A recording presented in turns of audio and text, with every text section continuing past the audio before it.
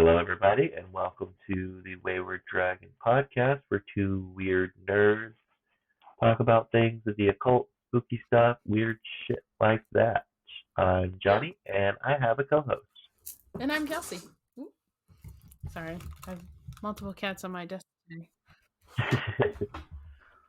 Last Sorry, week we I've talked got a little cats bit everywhere. about. Continue. You're good. We talked about familiars and what they are. This week we're going to be talking a little bit about animal totems, spirit guides, spirit animals, and spirit allies just a little bit. First off, it would be a good thing to sort of define some of these things. Yes. So, what is animal totem? Animal totem animals. I don't know why it's backwards there. Anyways, sorry. Totem animals are a form of spirit guide recognized by most cultures that contain shamanic elements. The basis of shamanic practice is the belief that all things have spirits and animus that makes up all things sentient and aware. So basically, everything has a spirit in some way, shape, or form.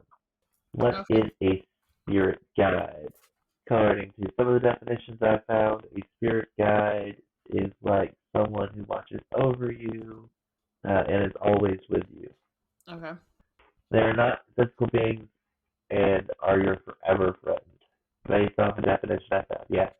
Are you gonna go into how you can find your spirit guide? Be patient.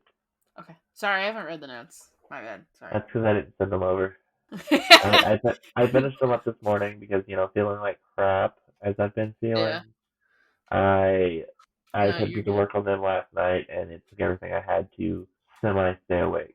I feel that. Pat, Feel you that. just completely fucked me up where I was at. Give me a second. Okay. A spirit guide is like a core entity that your soul has evolved from. That being said, your soul is not who you are. You can and should build a relationship with all of your spirit allies. They're here to be your friend, your teacher, parent, and whatever else you want to call them. They're here to guide you and to teach you. Their whole purpose is to help you get to being your best self. We won't dig much deeper into this episode. However, I would recommend, if you have interest in learning more about this, check out Spirit Allies by Christopher Penczak. Great book. It has a lot of different exercises and stuff in it to help you find your spirit guide, spirit guardian. So, what is a spirit animal? Animal spirit? I don't know. I would think I was half asleep when I wrote this. Half my words are backwards. Uh, A spirit animal is a creature found in the animal kingdom. Big surprise. That has been assigned personal power by the individual. If you believe that your chosen animal has a certain quality, then it does. Okay. This assigning of personal power is often done through totem animals. That's not saying that they're the same thing. We're going to get into the division here in a minute. Okay. Basically, they're not the same thing. Spirit animals, totem animals, not the same thing. Correct. Totem animals and spirit animals differ. How do they differ? A spirit totem is who you are and is indicative of representation of your culture. Many tribal nations would, have certain animal totems that represent certain locations within or certain roles within their culture, and would sometimes don furs of these animals, such as wolves, before they go hunting, and practice a form of sympathetic magic that would basically imbue them with the power of the wolf. Okay. This is part of their culture and is associated with the culture itself. So it relates to family, clan, say culture, etc. Yes, multiple cultures can have the same totem. To share a personal experience that I have with all of you, I used to be in the same social circle, and I'm going to butch the name of this tribe, and I apologize. but with a woman who was part of the Ojibwe clan, or Ojibwe tribe. One day I was sitting there talking to her husband. I don't remember what the topic was, probably anime or some other nerdy shit, to be completely honest with you. And she was kind of giving me this weird look, and I asked her, like, everything okay, what's up? And she said that it never really occurred to her that I would very much be part of the Eagle clan.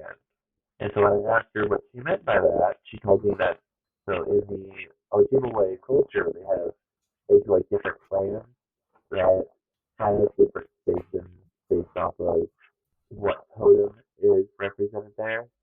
Mm-hmm. And the Eagle clan is believed to be one of the most loved by the creator because it has the ability and strength to fly and had a place closer to the the Great Spirit. The people in the Eagle clan are known to lead, teach, protect, and guide those around them. Never really actually paid much mind to it until I was doing research for this Mm-hmm. episode, and I was kind of delving into it. I was like, oh right, that's cool. Yeah, it's just kind of like one of those moments. Yeah. I was typing up the notes, and I'm like, okay, that makes sense. And it makes sense with me, doing this podcast, and where I find myself in certain social circles. I'm Yeah. always kind of that guy, not even trying to be. It's just what falls on me. Yeah. All that being said, if you're not given a totem by someone who is in one of these shamanic practices that this is part of their culture, Yeah. you should not claim that No. as your totem simply for the fact that one, kind of cultural appropriation. Yes. Two, there's reasons why the cultures have these animal totems, or like I said, they're cultural. But it's said that animal totems are imbued with special properties, special characteristics to embody that culture. Yeah, so basically, it's also said that animals of specific totem will not attack individuals who have that animal totem because of them recognizing the characteristics. They may attack like the person right beside you. So say if you're running to a wild hog and you're out with a buddy and your animal totem is the hog. Okay. Your buddy's probably gonna get attacked and the hog will probably leave you alone. Okay. Is the thought there? Okay. I can kind of see it. Makes. Unless the animal attacking you is part of your spiritual path, or it is imputing it's animal medicine to you. Animal medicine is a tradition passed through generations of indigenous people native to the Americas, including Chickasaw, Seneca. I guess that's how you pronounce that. Seneca, Seneca. Aztec, Lakota, Iroquois, Cherokee, Cheyenne, and Mayan civilizations. It is the belief in the ability to gain insight and understanding of our own inner nature and life through careful observation of and spiritual alignment with animals. It is, in its basic form, animal medicine refers to the essence of each animal spirit in the animal kingdom, which, according to tradition, relies on specific lessons for those who desire to learn. In a broader sense, every animal imparts many lessons. The quote unquote medicine one gains aids in healing the spirit, mind, and body through expanding the awareness of self, and in doing so, of each person's place in the medicine wheel of life. So that's well and good, but what the hell is an animal spirit? So animal spirits, on the other hand, are personal, and everyone has a right to kind of delve into what their animal spirit is. It can also be given to you in like ritual, or recognized in ritual through meditation, stuff like that. But personally, I think the best representation of this in media, because I'm going to go on a book rant here because I'm a book nerd. Yeah. And Philip Palmer's His Dark Materials series, which is also turned into an amazing HBO series. If you have not seen this or read this, I highly recommend it. Mm-hmm. Do not watch the movie that's loosely based off the first book, The Golden Compass. It is a travesty. The only good part about that is the casting, but I digress on that. So the premise of the book is that, there's an alternate world where everyone has demons, and these are demons like in the ancient Greek sense of a spirit, not like the Christian sense of big bad boogeymen. And these spirits manifest as animals. When you're younger, the animal changes shape because you're still figuring out who you are and who you're going to be. And so Okay. it shifts, and when you come of age, your animal settles, or your demon settles into what its final form is, and that's a representation of who you're going to be for the rest of your life. So, like, there's, people who are more like military-esque or cop-esque and are trained, and so they all typically have dogs. Mm-hmm. There's a priest who is how do I put this without using let's say he's a snake. His animal is a snake, but he acts like a freaking snake. He is backstabby and tricksy and not super awesome, great guy. So, great series. If you're into audio books at all, there is a fully casted audio ensemble production of the book where they have full cast doing all the different voices and everything else, Okay. which is really cool. But I digress from that little side quest there. I really like the series. Animal spirit is someone's vibrational equivalent and possesses traits and qualities of said person. So, like the priest with the snake. Yeah. This is personality, energetically, and the needs and desires, all that jazz. And if you just have the Chicago bit pop into your head, good. Yes, it does have some similarities with animal totems. That being said, totems is a representation of a group of people and a culture, while animal spirits is to the individual.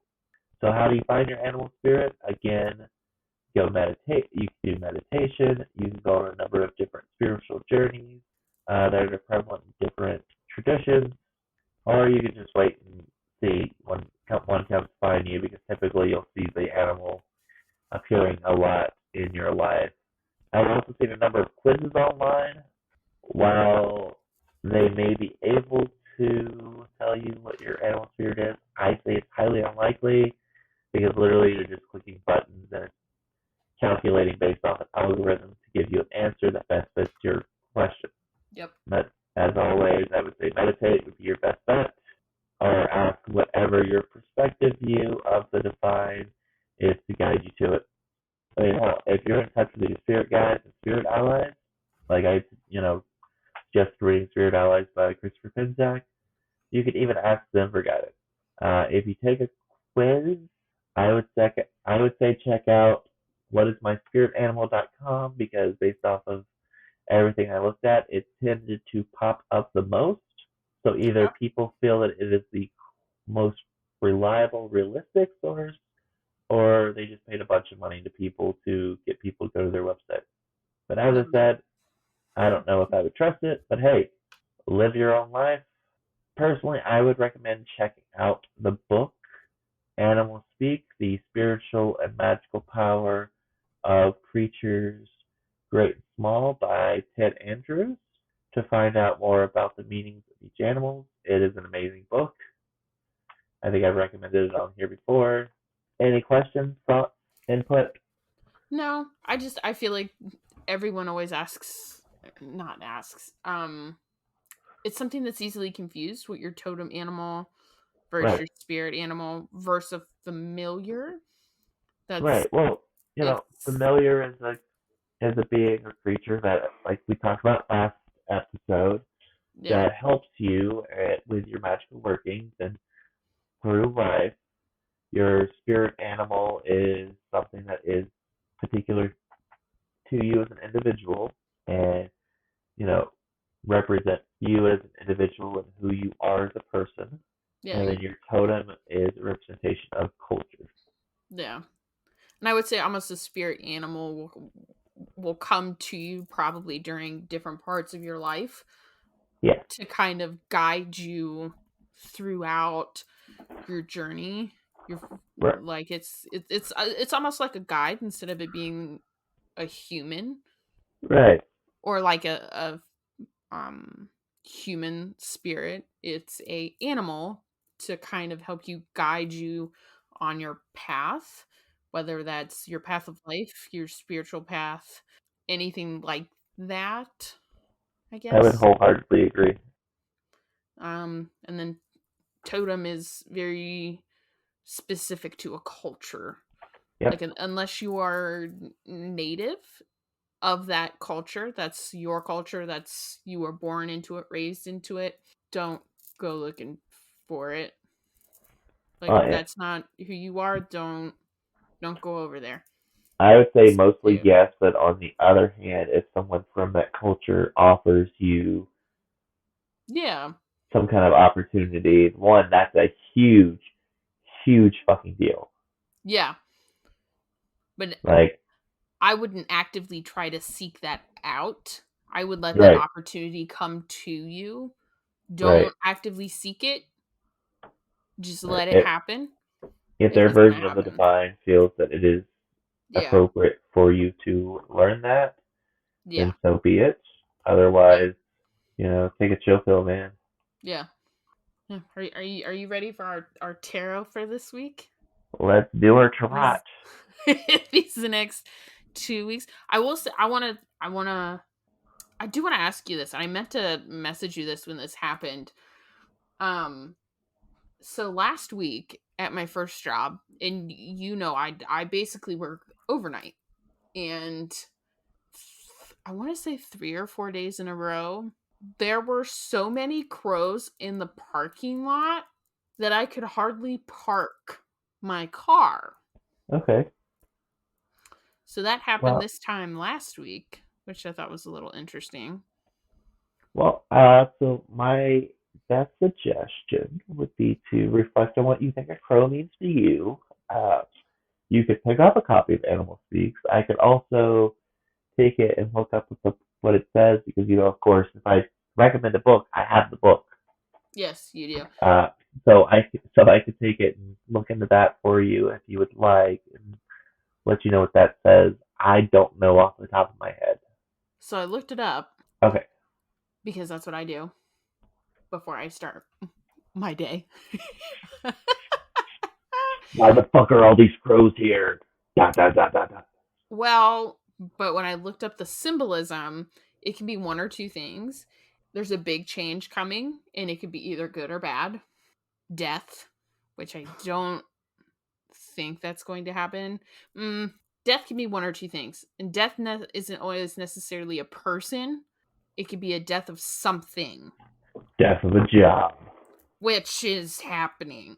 Oh, my soul is dying a little bit every day. But I also have a mantra in my fucking head that I have to say that I am one step closer. But I thought that was rather interesting. Is I couldn't really necessarily find anything about a group of crows, which is ironically called a murder of crows. It was always a singular thing, but they're like if you see a lot, like it, or if you see one, it was like a change of some forms. Change is happening, whether it's good or bad, or you have a spirit that's trying to communicate. And I'm like, pretty sure I don't have 100+ people on the other side trying to talk to me. Or someone's just trying really hard. Someone's trying really hard. So I don't know. But I thought that was really interesting. Honestly, I think it's. But we can get into our tarot. Did you want me to go first, or do you want to go first? You can go first. So I pulled the because I have the Nightmare Before Christmas deck. So it is the Nine of Presents, which is the Nine of Pentacles. We're mainly going to be talking about fruits of labor, reckless spending, and rewards. So success is depicted by this card, a kind of success that was won by hard work and sacrifice. There is too much there is much to enjoy in your life right now, though it is not always this way. No fucking shit, Sherlock. Um To have gone down the path of the Pentacles is to have gone through the path of gaining, losing, and regaining. Yes. This has taught you the true value of the earthly and has defined your relationship with the material for you to recognize that it is something that grants freedom, but also it can entrap. But you accept this, for it is a trade that has served you well. The harvest has come, and you can now rest and enjoy the fruits of your labor. So what about you? I muted myself because I was talking, and I've been talking for like 3 minutes, and apparently Kelsey's like tapping on her headphones, like, "Hey, I can't hear you." So that was the thing. So, so I pulled the Ten of Wands, which I know most people do not do reverse, but I pulled it in reverse, Okay. and I think it's so Ten of Wands in reverse. I think it's fitting. When it appears in reverse in a tarot reading, it is often a sign that you are trying to do too much by yourself. In your effort to be everything to everyone, you have found yourself struggling under the weight of it all. Delegate and share the work. You don't have to do it alone. And be firm in saying no to things you know you can't take on. It is imperative you put your self-care and personal well-being first. Otherwise, you're burning yourself out and be of no help to anyone. It's just like they say, put on your oxygen mask first before helping others. So basically, and this is, I think, part of the reason why I've been feeling like crap and I've been dealing with issues is because I try to do too much stuff on my own and push myself way too hard. Yeah. We both don't like asking for help. We would much rather suffer and do it ourselves Yep. than ask for help. And it's very hard to ask for help. Yeah. And it's not even like, it's not a pride thing. It's just like not wanting to bother people. Mm-hmm. Mainly. Yeah. Yeah. You don't want to be a bother to someone, so it's easier if you just kind of burn your own self out and just don't ask for help. Yeah. I am going to be sending you something here in a second, Kel, to answer your crow question. It was interesting. So I would say both the cards together, you're working very hard and it's paying off. However, if you do not ask for help, you will burn yourself out, and you need to remember self-care, which Yes, weirdly, self-care is important. And if you don't take care of yourself, your body will force you. I think it's what you yes. told me earlier. Yeah. It's kind of, Well, like I've said, like when you and I take, like, I know that this will happen when I quit my first job in September after the wedding, I will get sick yep, because my body is so used to constantly and constantly and constantly going, that when I finally stop, I will get sick. And like, and the one thing I'm also learning in this by working two jobs and trying to do all this is I can only get done what my body allows me to get done. And it's okay if I don't do what I want to do that day. Like, so normally I upload our episodes on Wednesdays. That's what I do every Wednesday. This past Wednesday, I did not do that. I literally read the whole day. I sat with my Kindle and read. I read Blood of the Earth all day long because you need self-care days. And like yes, I've been changing up my nightly routine. I got like an Epsom salt body wash because I shower twice a day because I get gross throughout my day from both my jobs. So like I've changed up my nightly routine so I can kind of de-stress, because if you don't, your body is going to force you to do it whether you want to or not. And self-care is important, and if you don't do it, your body will do it for you. yep. So I think the message for this is, take care of yourself, people, and or else you'll be dying like me. I'm gonna have to read So, what you sent me later. yeah, so I think it was like 2 pages plus. Yeah, I'll read that one. So yeah, I'm gonna continue to go die. You can't Kelsey's die. got other plans. Yeah, So, yes. Yeah, my fiance and I, we frisbee golf. So, wow, let me rephrase that. He frisbee golfs, I'm the caddy, and he lets me wander around in the woods and be my weird self in the woods. So, yeah, check that out. So make sure you like, rate, and review and all that stuff. yeah, Share us with people. Follow us on Instagram, and Facebook, and Twitter. YouTube. I don't know how to use Twitter. It's there. I have to figure that out. When I go on vacation here in a couple of months, that's like part of my thing. And upload. I have so many videos for YouTube. I'm sorry, guys. They're recorded. They're there. They're just time gets away from me most days. But yeah, we have Facebook and Instagram. I upload kind of like when I have edited a new episode. So pretty much every Wednesday, your feed should have something from us saying there's a new episode. Yeah. And then the next episode, my fiance and I will be joining us, and we'll be talking about Bigfoot and all that is Bigfoot. Bigfoot is kind of seen in a couple of different cultures here in at least stateside. That is a being that's kind of in a lot of different cultures. Um, it is. There's a weird Yeti Bigfoot creature in a lot of different cultures around the world. And then after that, we're going to be talking about different types of marriage ceremonies. And stuff like that, because there's a lot of different ways to do a hand passing ceremony. So we're going to kind of walk you through that. And I kind of talk about what I'm going to do for my wedding. So until then, what are you doing? until then, I'm Johnny. And I'm Kelsey. Bye.